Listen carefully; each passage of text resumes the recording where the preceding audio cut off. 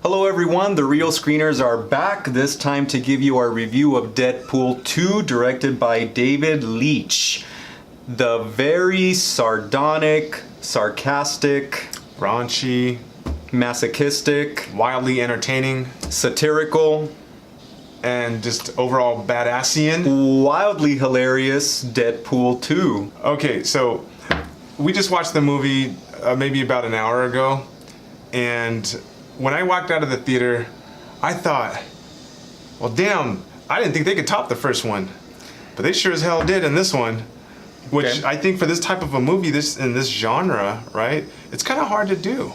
Yeah, I think that it's always, when you go into a sequel, you always have that in the back of your mind, is it gonna surpass the original? Is it gonna bring something new to the table? As for me, I have to say, I liked it just as much as the first one. So in what ways do you feel like this surpassed the original? What it really was the fact that they weaved a human element even more so than the first one. The first one was more about capturing the damsel in distress, and this one was a lot more personable, I thought. Okay, yeah, so that kind of gets into, I think, what this movie is basically about. So our anti-hero, played by Ryan Reynolds, is back. Perfectly. Yeah, and this time, tragedy strikes really in a really personal way for his character. So I don't want to.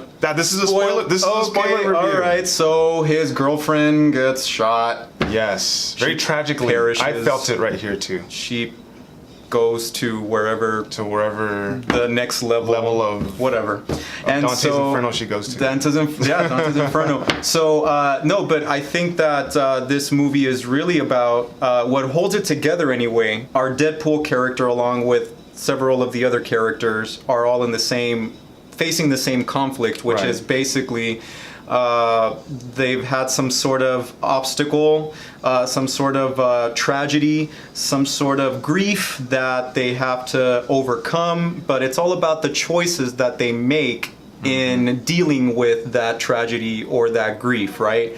And this is a story about redemption. This is a story about Deadpool, coming in and making the more selfless decision instead of the more selfish one. So I think that in the end, that redeeming quality to the movie is what really makes it good. Because that they couldn't have made another Deadpool movie and said, well, we're just going to do the same thing we did as the first one, but just add more jokes. That one wouldn't have flown with audiences. Right. So they had to add another layer to him. Right, absolutely. Yeah. But nonetheless, the jokes were really funny, and so let's talk a little bit about that. I really enjoyed the way that they juxtaposed the, either happy or sappy, overall, low-key song choices, for example, All Out of Love. Yeah, All Out of Love by Air Supply, and then you had 9 to 5 by Dolly Parton in there, and then you had Tomorrow. Oh yeah. From Annie the musical. Yes. So, and then they're so, they're so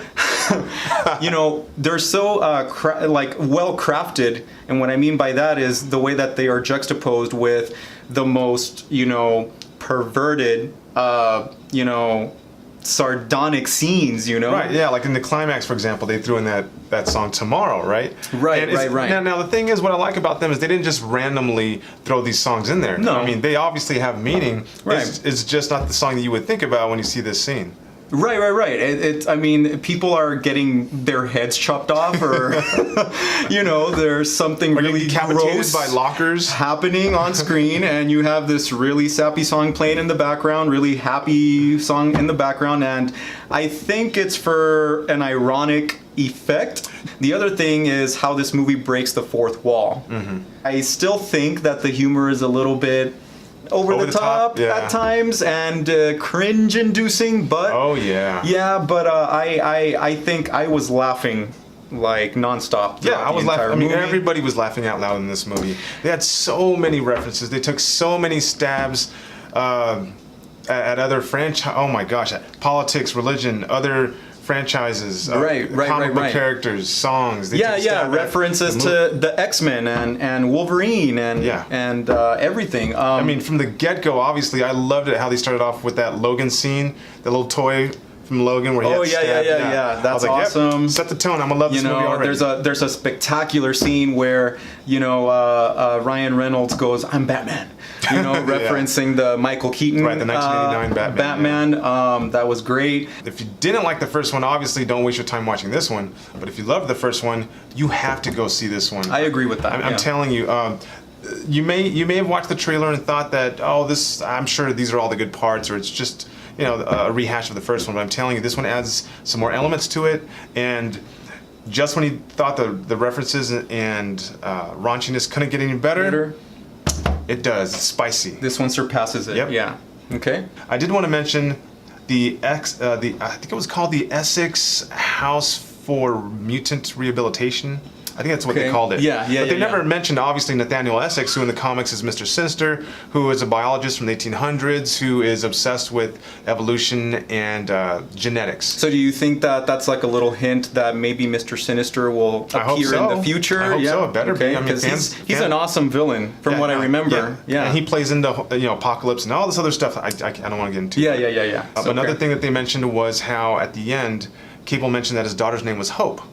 Right? Okay, yeah. And actually, I mean, they did obviously stray from the comics a little bit, well, a lot of it, in terms of Cable's backstory. Cable is the son of Cyclops and Madeline Pryor, who was a clone of Jean Grey, cloned by Nathaniel Essex. Sinister. Yes, by Sinister, right? Okay. Yeah. Okay. He is taken to the future. He travels back.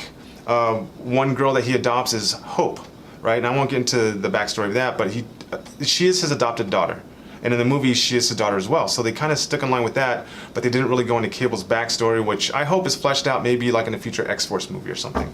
Okay. So I do like the nods that they did to the comics for sure. Okay. Yeah, so I'm really hoping in the future for an X Factor film because, it seemed for a while there like Deadpool was getting his crew together and then they got wiped out. And I was like, why? So... I thought that part was beautifully done. I thought it was like... pure Deadpool. I was like, of course they would do that. Of course they would do something like that, right? But Ryan Reynolds, this role is tailor made for him. He does really well with this role, and I really enjoyed Zazie Beetz playing Domino here. Okay, yeah. Yeah, I liked her. I'm a big fan of hers. She's in the TV show Atlanta with Donald Glover, and she did really well here. She's actually the only survivor of that crew that Deadpool gets together. Lucky. Yeah, because she's all about luck. Well, you mentioned Ryan Reynolds having a really good role, doing a really good job of this, and it's so funny how to cement the fact that he's such a good Deadpool. Remember in the mid-credit scene how he went back and he offed the old Deadpool from X-Men Origins Wolverine? Oh yeah. Yes. Yes. I mean, that mid-credit scene is so good. Yeah, because it's gotten so much flack, and so it's finally he's like wiping the slate clean. He's like, yes, please get this out of the annals of my acting career. It's done. He never existed. Boom. Right? Yeah. And then of course Green Lantern. Perfect, right? Yeah, definitely. That mid-credit scene is a great homage to like a James Bond opening sequence. It's yet another stab at DC. Yep. Like he did early in the film. Oh, you're so dark. Are you sure not from the DC universe? Brilliant. Yeah, really brilliant. I want to talk a little bit about a couple of things that disappointed me about this movie. This movie had no disappointments. Really, Lenny, it had a couple of it had a couple of disappointments. So this is the kind of movie where maybe this is more like my own personal qualms about it, but we'll see. We'll see what you think about. Well, you got to kind of walk into the movie knowing that you don't take anything too seriously, and it's just fun. Well, you got to be careful a little bit when you combine these two different tones. So let me explain. So for one thing. I get that it's supposed to be raunchy. I get that it's supposed to be satirical. I get that.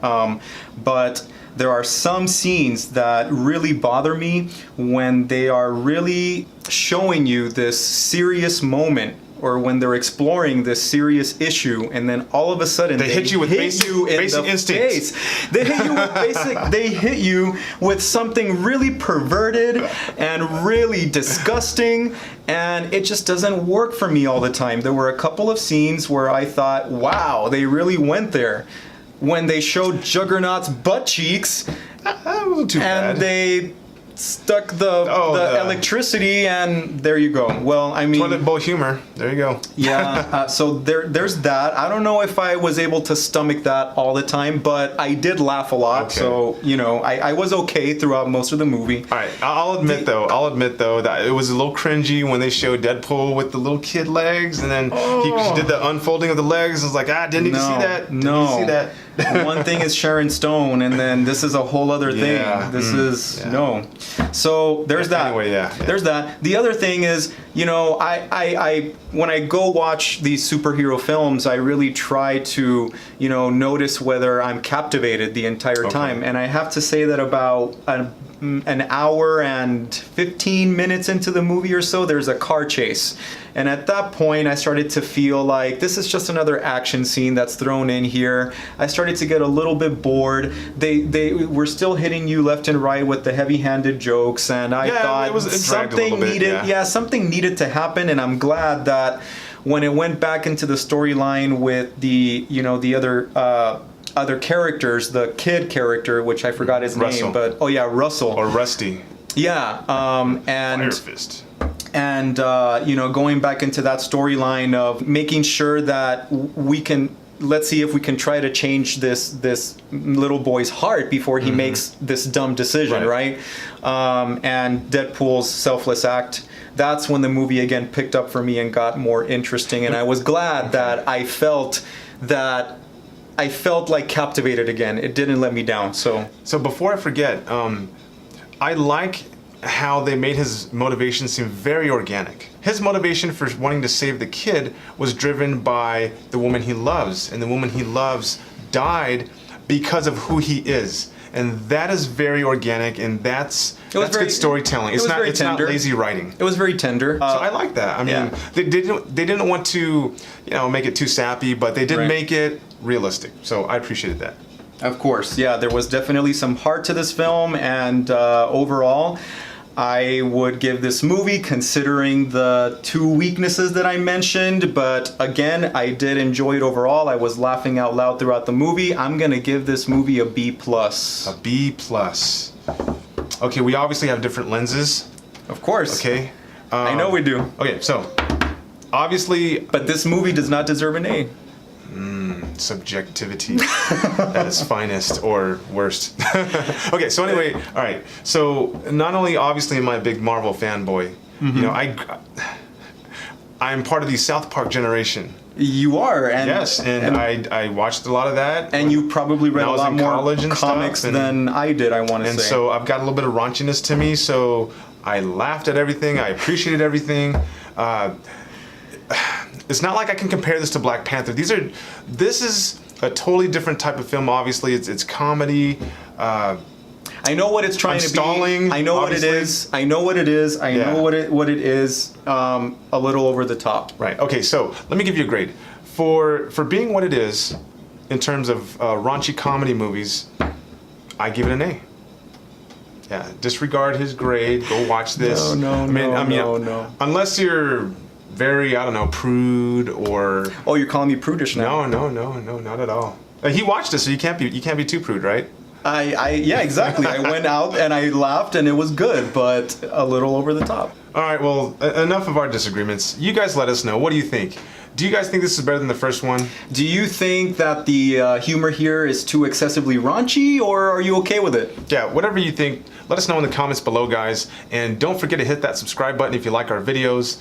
Lastly, I do have to plug in our Stardust. Go ahead and follow him at Beto Cuckoo.